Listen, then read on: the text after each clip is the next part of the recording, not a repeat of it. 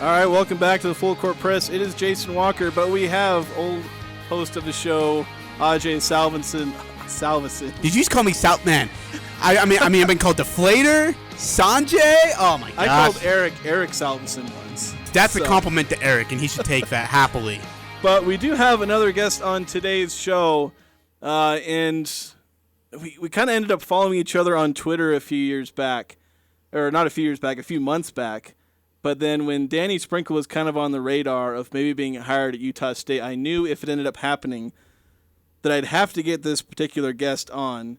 He's a two-time Montana Sports Broadcaster of the Year and host of the Jason Walker Show. It's Jason Walker.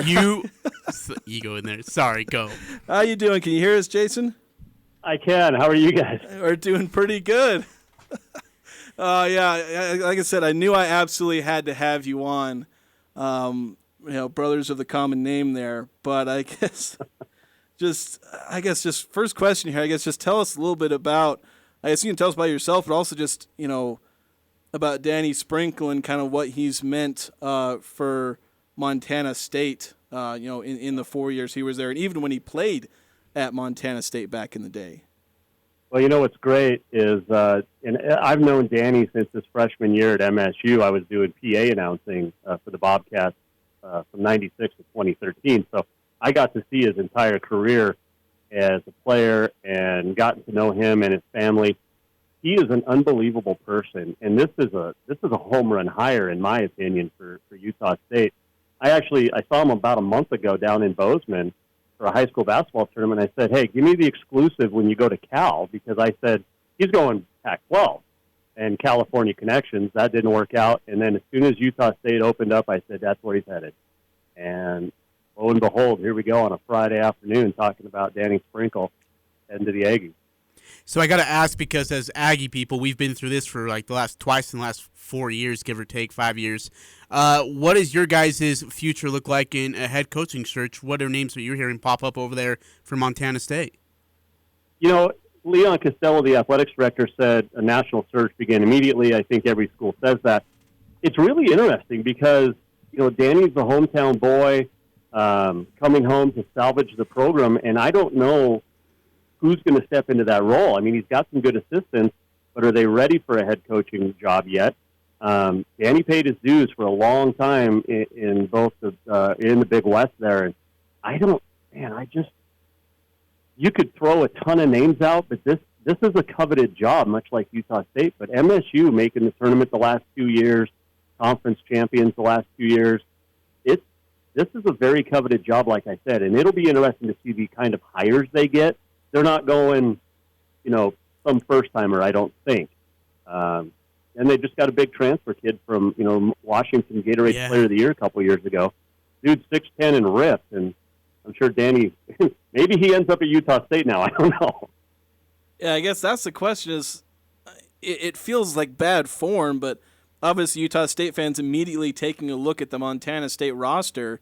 There's a reason Montana State's been pretty good, I guess. How likely are a lot of these kids to stay? Because, they can continue a lot of the success at Montana State. It's not like that program's going to drop dead. They've, revived the program. But I guess there is a question of turmoil at Montana State, just like there's been turmoil at Utah State, where Utah State's lost a lot of their guys recently. Well, and I think you see the guys that have entered the transfer portal for MSU over the last couple of weeks, I think they probably had an idea that Danny was gone. And, it's well-deserved. Utah State's going to pay him, I think, 4 or 5 times what he was making at MSU. I think a lot of the guys will stay.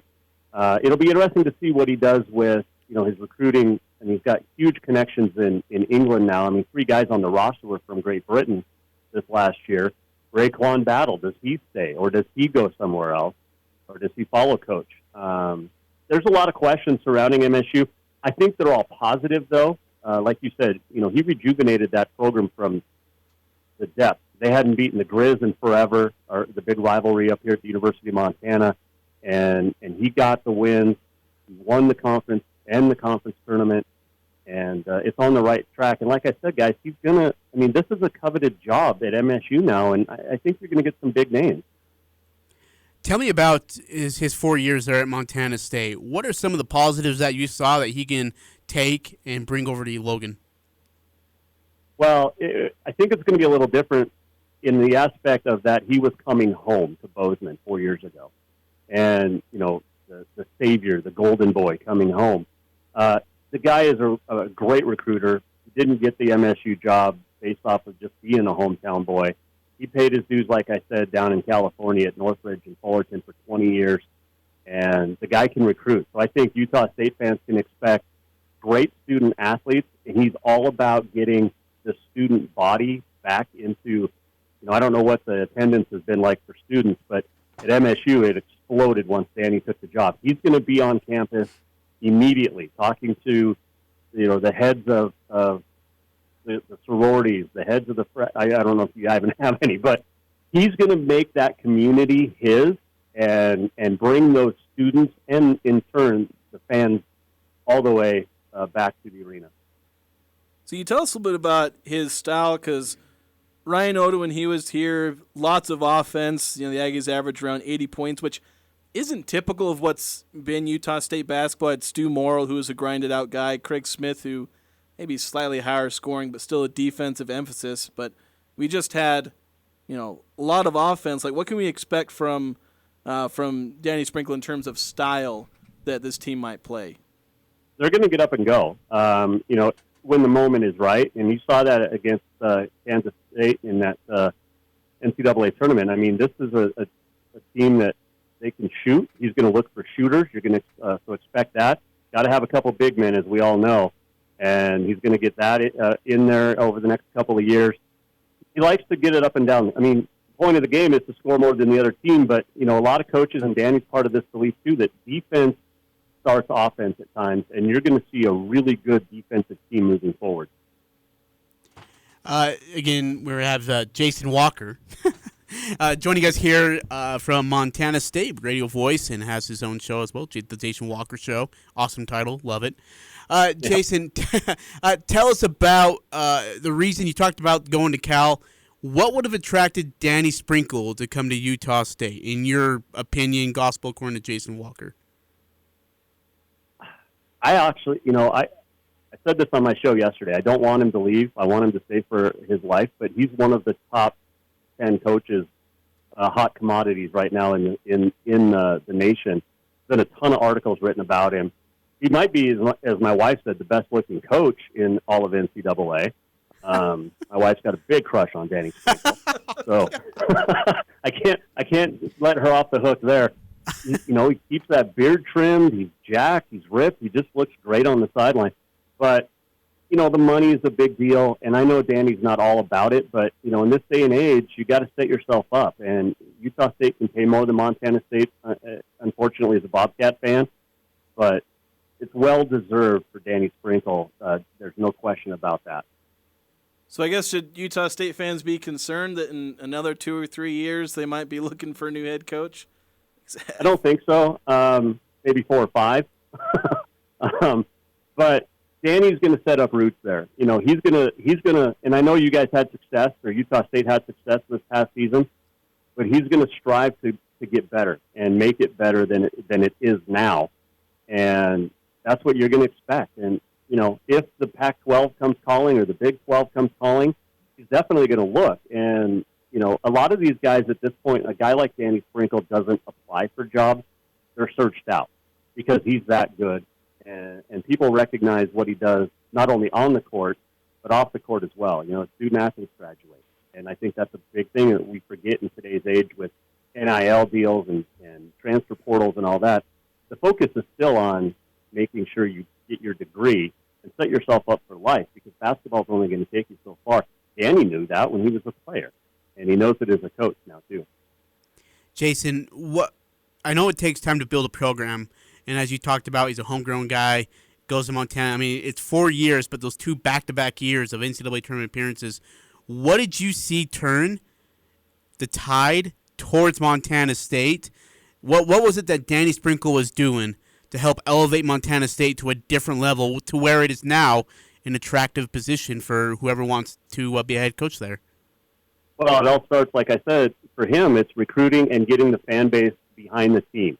Got to have great kids, not just in the classroom, but out in the community. And he's going to be having those guys out in the community doing public appearances and asking for the fans to come support them. But that's a big thing, and Danny's going to recruit hard. And it's hard to get people to come to Bozeman, Montana. As attractive as it is, it's a tough place to live. And the Bobcat fans, probably much like Utah State fans, they want winners. And that's why he's now at Utah State, because he won at MSU. But that's what people can expect. You're gonna get great student athletes, a fiery coach that has the respect of the nation, and a place like Logan, Utah is an attractive place for student athletes to go. It's a lot like Bozeman, I think, in that there's lots to do outside the community of basketball, and he's going to bring in some good ones. The key for me, and I don't know what you guys think, is how many of the Aggies stick around with the new coach coming in. Yeah, that is certainly a concern because obviously Danny Sprinkle's going to have to come in, and job number one is he's got to re-recruit a couple of the key contributors from last year.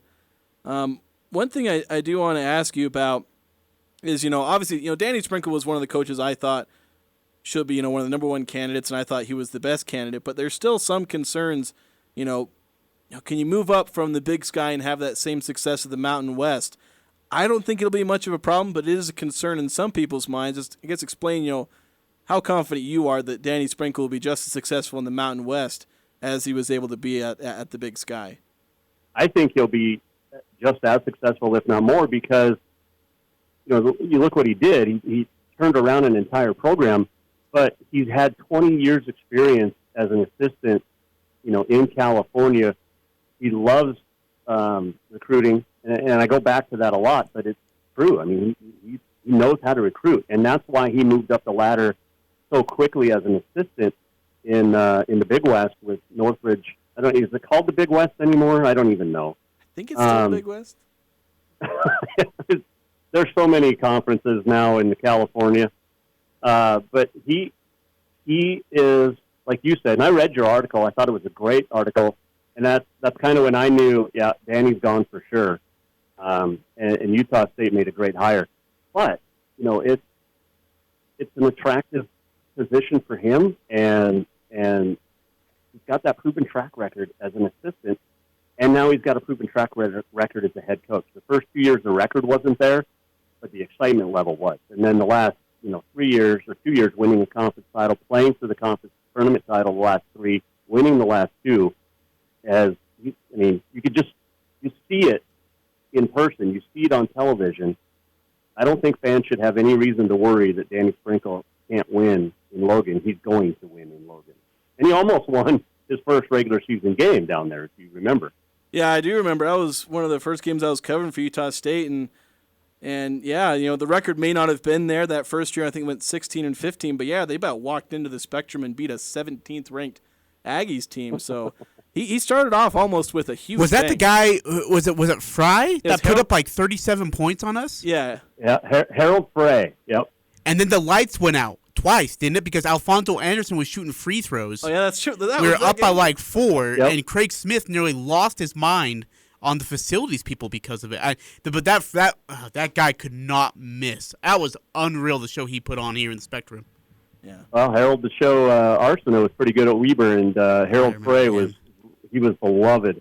I mean, he hit a half court shot. I think at NC Asheboro or one of those Greenville, and got a win in a tournament down there in Danny's first year. So he knows how to get shooters and guys that can play.